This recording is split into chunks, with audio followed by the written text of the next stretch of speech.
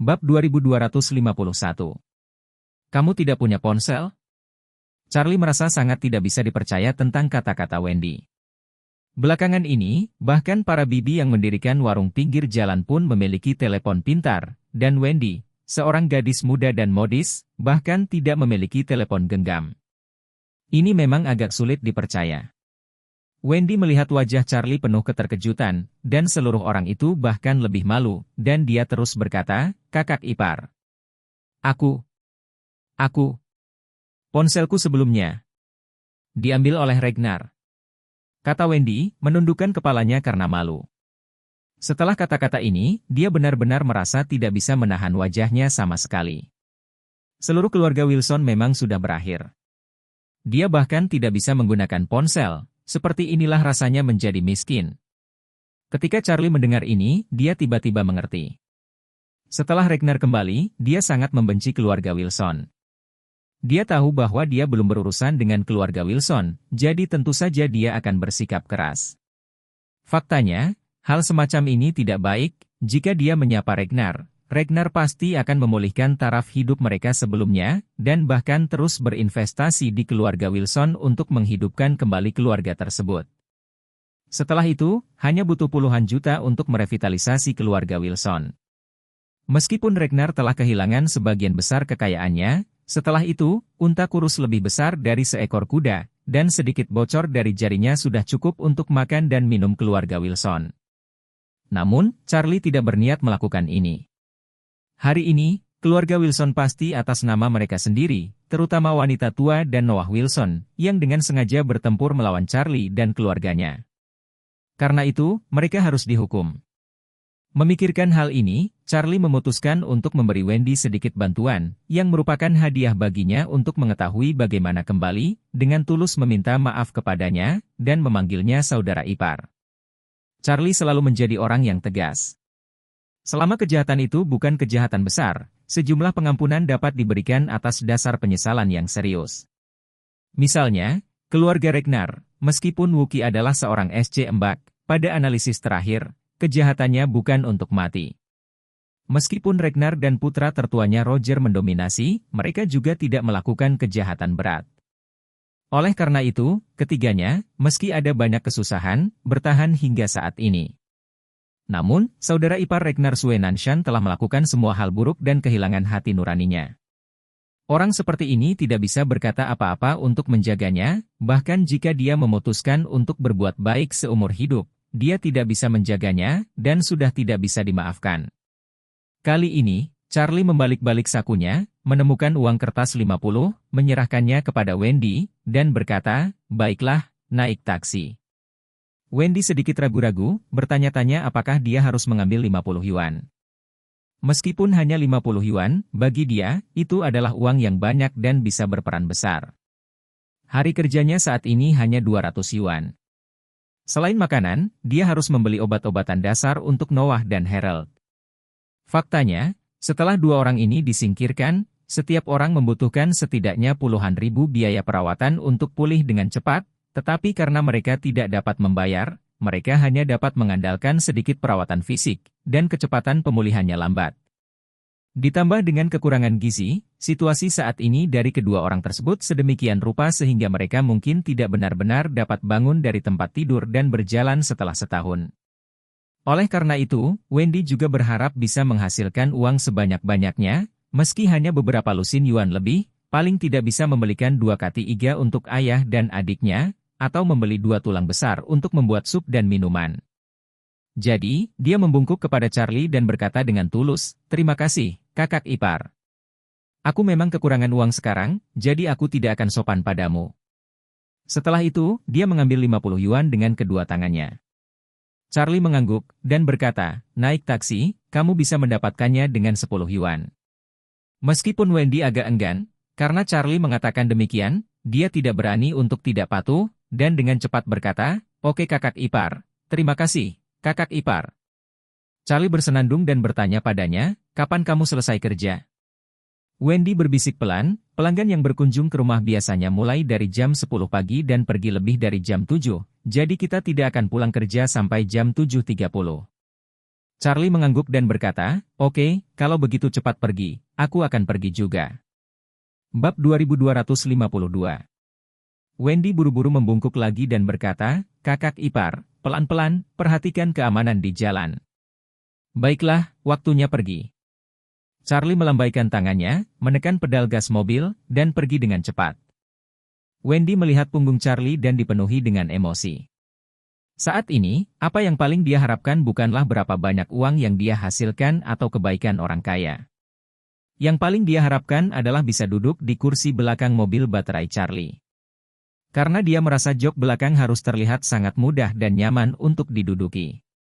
Charlie mengendarai mobil baterai ke Hotel Isaac. Isaac sudah menunggu di pintu secara langsung. Melihat Charlie menunggang kuda, dia buru-buru melangkah ke depan dan berkata, "Oh, Tuan, statusmu benar-benar tidak cocok untuk mengendarai sepeda listrik semacam ini lagi. Mengapa Anda tidak mengendarai mobil yang diberikan Solomon White kepada Anda sebelumnya? Anda tidak suka supercar. Apakah kamu?" Charlie mengangguk, mobil semacam itu tidak praktis, dan memang terlalu arogan. Selama itu diusir, saya akan dikejar oleh semua orang, untuk menonton dan mengambil gambar. Saya tidak suka perasaan profil tinggi seperti itu.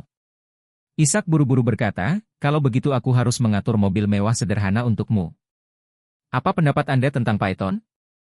Charlie melambaikan tangannya, "Tidak, saya terbiasa mengendarai sepeda listrik. Aurous Hill tidak terlalu besar. Di daerah kecil di kota ini, saya bisa berlari dengan sepeda listrik. Namun, saya belum mengisi ulang hari ini." "Ya, Anda akan mengatur agar seseorang menagih ini untuk saya nanti." Dengan itu, dia memarkir sepeda listrik di pintu dan mendesak, "Ayo, bawa aku untuk melihat Ruoli." Isaac buru-buru berkata kepada seorang petugas parkir valet di sebelahnya, "Cepat parkir sepeda listrik Tuan Wade, bersihkan bagian dalam dan luar mobil, lalu isi ulang."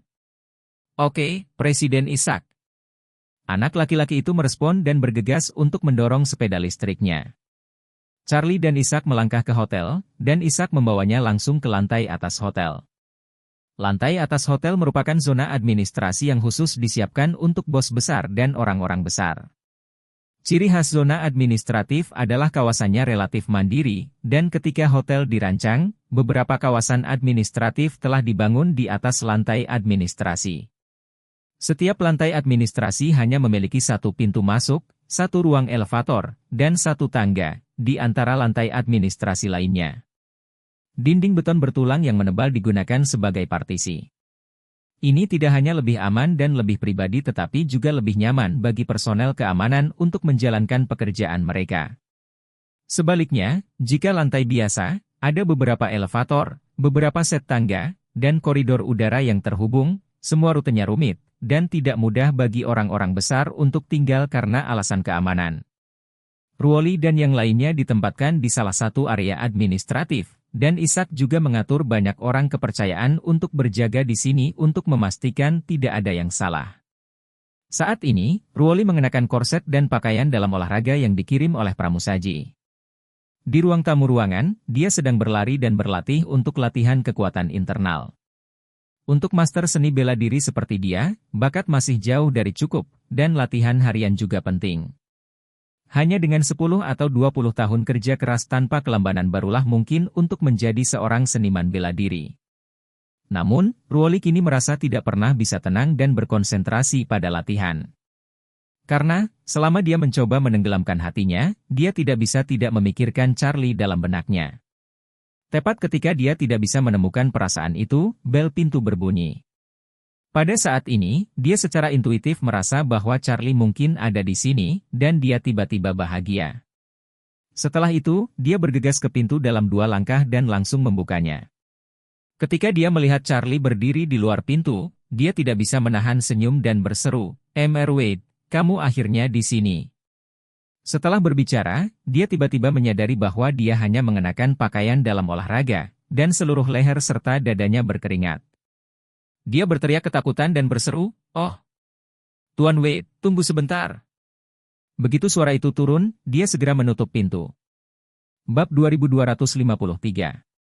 Charlie sebenarnya tidak punya waktu untuk melihat sosok dan lekuk tubuh Ruoli yang sempurna dengan jelas sebelum dia menutup pintu.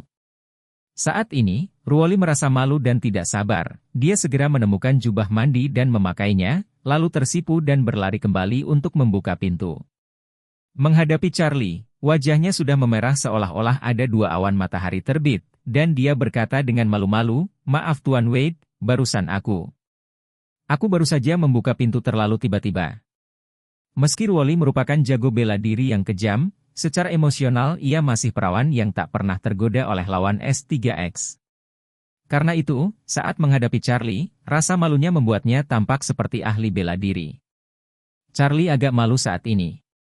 Ruoli sama dengan Qin Aoswee, lada kecil dari keluarga Qin karena mereka telah menerima pelatihan profesional sepanjang tahun, jadi keduanya memiliki sosok yang luar biasa. Karena itu, meski kejadian itu terjadi tiba-tiba dan tergesa-gesa, itu benar-benar memanjakan matanya. Hanya saja Qin Aoswee tidak memiliki temperamen dingin alami Ruoli. Terus terang, setelah berkenalan dengan Qin Aoswee, dia seperti gadis kecil di sebelah yang disukai semua pria. Tapi Ruoli sama sekali tidak memiliki temperamen seperti itu. Itu bukan karena dia agak sesak di depan Charlie. Padahal, citranya di depan orang selalu membawa rasa berpandangan jauh dan tidak senonoh bahkan membawa perasaan dingin dan berbahaya bagi kebanyakan pria. Setelah sedikit menyesuaikan mentalitasnya, Charlie bertanya pada Ruoli, "Apakah kamu puas dengan tinggal di sini?" Ruoli buru-buru berkata, "Sangat puas. Saya mendengar bahwa ini adalah hotel terbaik di Aurous Hill, tapi saya tidak menyangka Tuan Wade akan bersikap begitu sopan." Charlie melambaikan tangannya, itu tidak membuat masalah. Bagaimanapun, Tuan Ishak bertanggung jawab atas hotel ini. Membiarkannya mengatur beberapa kamar bukanlah masalah usaha yang besar. Ruoli menyadari bahwa Charlie masih berdiri di depan pintu, jadi dia buru-buru menjauh, memberi isyarat untuk mengundang, dan berkata, "Mr. Wade, silakan masuk dan duduk." Charlie mengangguk dan melangkah ke kamar. Karena itu eksekutif suite yang mewah, Ruoli langsung mengajak Charlie duduk di sofa ruang tamu.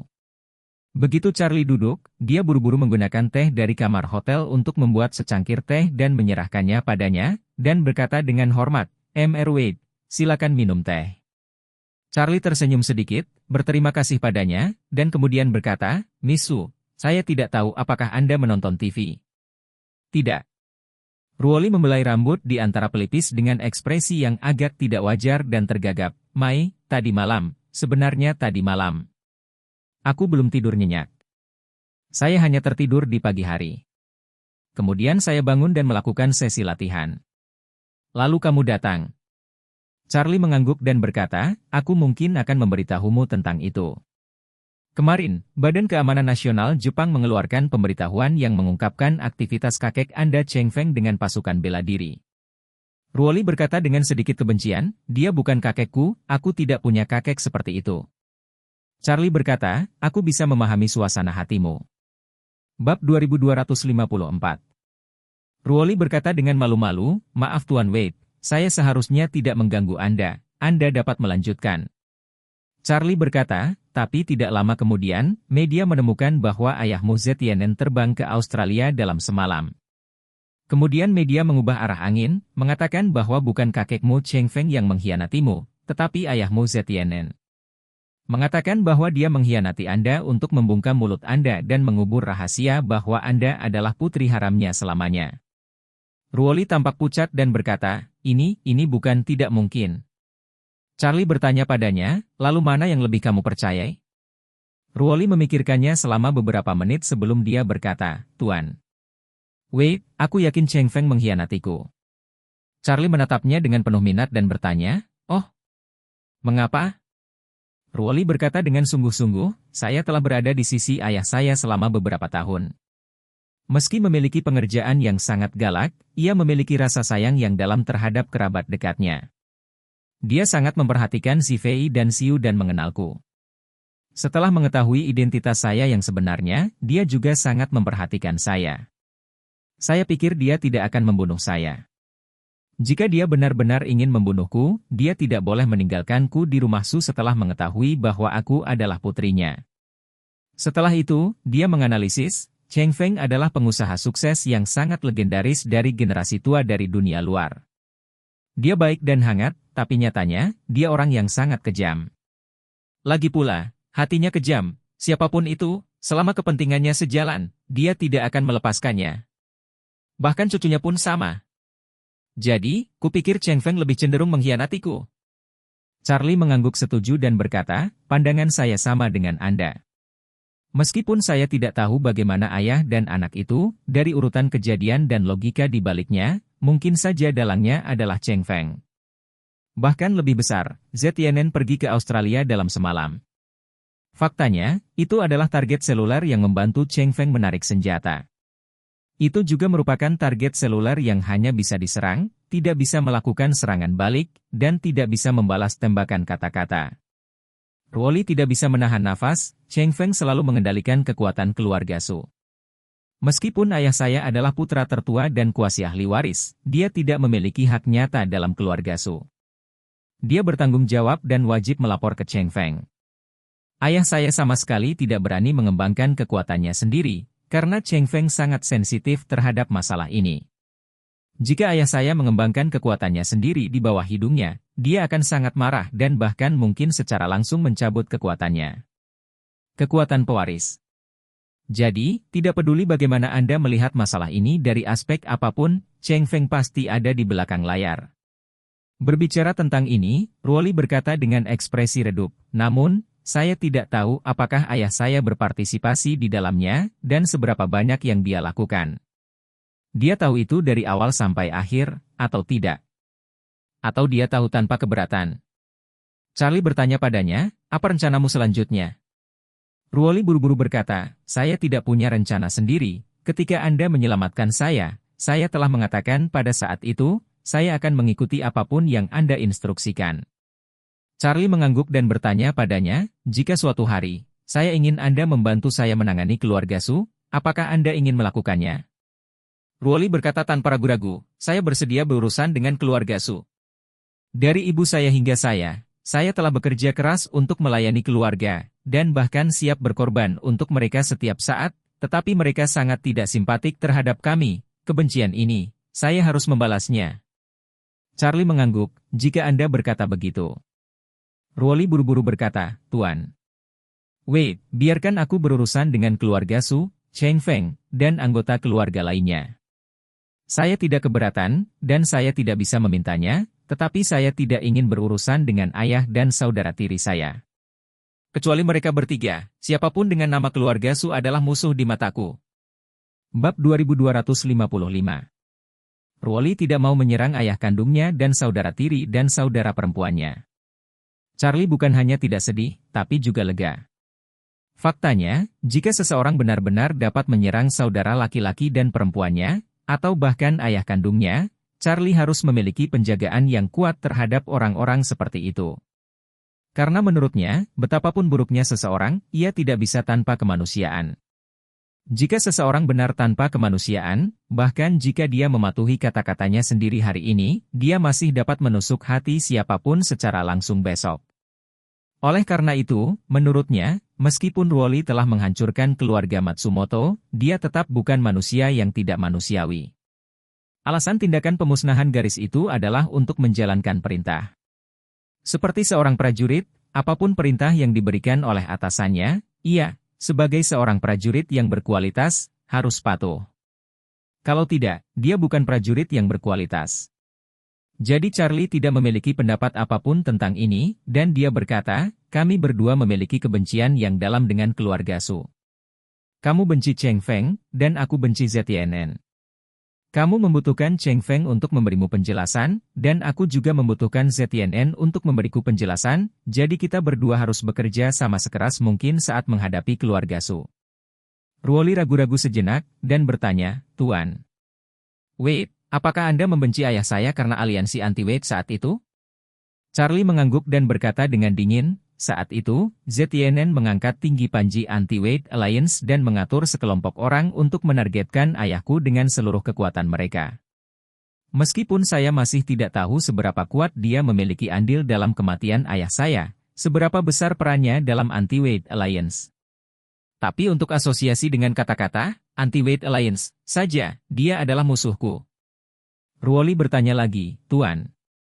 Wade, maukah kau membunuh ayahku karena aliansi anti-Wade saat itu? Charlie berpikir sejenak dan berkata dengan wajah serius, jika aliansi anti-Wade ZNN bukanlah pembunuh langsung orang tua saya, atau tidak secara langsung berpartisipasi dalam pembunuhan orang tua saya, maka saya tidak akan membunuh ZNN. Saya akan menghukumnya secara wajar berdasarkan kejahatannya yang sebenarnya. Berbicara tentang ini, ekspresi Charlie berkedip dingin, dan dia dengan tegas berkata, namun, jika dia memiliki tanggung jawab yang tidak dapat disangkal atas kematian orang tua saya, maka saya harus mengambil nyawanya yang menyedihkan dan menggunakan kepalanya di atas leher untuk memberi penghormatan kepada orang tua saya. Ruoli mengangguk lembut. Meskipun dia berdoa ribuan kali agar Charlie dan ZNN tidak bertemu di medan perang. Tetapi dia juga tahu betul di dalam hatinya bahwa dia tidak memiliki kemampuan untuk mengendalikan masalah ini, apalagi kualifikasi untuk mengendalikannya. Charlie tidak hanya lebih kuat dari dirinya sendiri, tetapi Charlie bahkan menyelamatkan nyawanya, dan dia tidak memenuhi syarat untuk campur tangan dalam keputusan apapun untuk membalas pembunuhan orang tuanya. Oleh karena itu, dia hanya bisa berdoa dalam hati, mendoakan ayahnya ZNN, dan tidak pernah menjadi pelaku pembunuhan orang tua Charlie. Kalau tidak, dengan kekuatan Charlie, akan mudah membunuhnya. Memikirkan hal ini, Ruoli menatap Charlie dan berpikir berulang kali, tapi masih bertanya, Mr. Wade, kapan saya bisa menghubungi ibu saya? Charlie berkata, untuk saat ini tidak mungkin. Tunggu sebentar. Alasan utamanya adalah identitas Anda saat ini terlalu sensitif. Berita tentang Anda berkecamuk di seluruh Asia.